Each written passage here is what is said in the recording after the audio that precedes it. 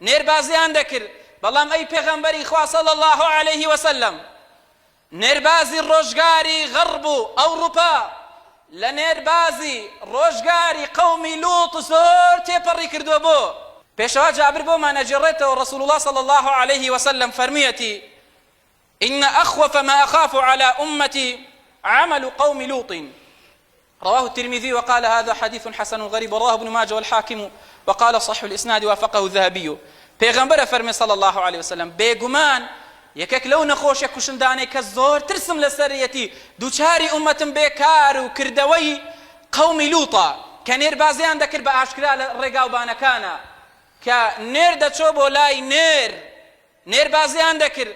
بەڵام ئەی پێغەمبەری خوا صلی الله عليه وسلم، نێربازی ڕۆژگاری غەرب و ئەوروپا لە نێربازی ڕۆژگاری قەومی لوط زۆر تێپەڕی کردووە. بۆ فیتڕەت و سروشتی ئینسان کە پەروەردیگار هەموو مرۆڤێکی لەسەر سروشتێکی پاک دروست کردووە، دوو جار گۆڕانکاری بەسەردا هاتووە. جارێک لە ڕۆژگاری لوطە کە هەموو مرۆڤێک لە پیاوە ئارەزووی بۆ ئافرەت دەچێت، ئافرەت بۆ پیاو دەچێت. بەڵام ئەوان وایان کردکەوە هێندێ لە پیاوان ئارەزویان بۆ پیاو بچێت، باشە هێندێ لە ئافرەتان ئارەزویان بۆ ئافرەت چێ، ئەو وەکو ئارەزوو.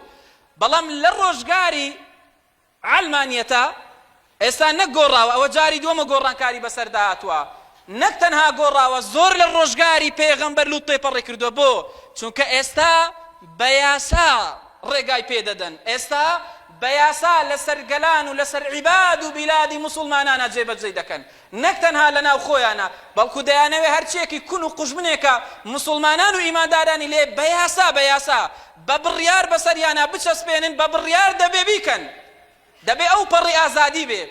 ئەگەر ئافرەتێک نیقابێک کە دەڵێن ئەوە چییە، دەڵێ خێوە، دەڵێ دێوە، ئەبێ نیشانەی پرسیاری لەسەردا بندرێ، بە هەموو شێوازێکەوە دوژمنایەتی دەکرێت. کە ئێمە بەڕاستی هیچ گلەیەک لە عەلمانیەکان ناکەین، گلەیی لەو هێندێ بانخوازە و لە هێندێک لەو مەلایانە دەکەین کە ئەو پەڕی بەڕاستی شلیەتیان لە خۆیانە جێبەجێ کردووە، ئەو پەڕی نەرمی و بە ناوی پێکەوە ژیان و بە ناوی شلیەتی و گونجاندن و ئەو دەقە لەگەڵ ئێستا ناگونجێ.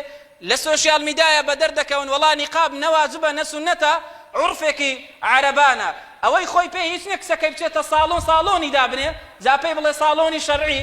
بەڵام ئەوەی کەوا کچی من خێزانی من کچی تۆ خێزانی تۆ بیکە، نەوەڵا براوە هیچ پەیوەندێکی بە ئیسلام و بە موسڵمانانەوە نییە. سەیرکەن دوژمنایەتی دینەکەمان ئەوڕۆ لە بەرجی هێندێ لە بانخوازانەوە دەکرێت. بەڵام مەسئەلەی نوێربازی بە یاسایە کاکە، ئەو پیاوە حەزی بە پیاوێکە تەواو دەبێت بە یاسا بچەسپێندرێ.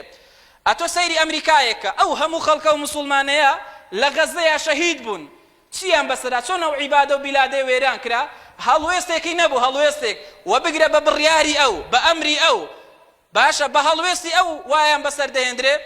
بەڵام لە بەغدایە لە پەرلەمانە بڕیارێک کاری لەسەر بکرێکەوە نێربازی لە عێراقا قەدەغە بکرێت بە هەموو شێوازێک دەنگی لێ هەڵدەستێ، خۆی و یارانی ناکرێ و نابێ و ناگونجێ و ئازادیە نابێ ئەو بڕیارە بچەسپێندرێ.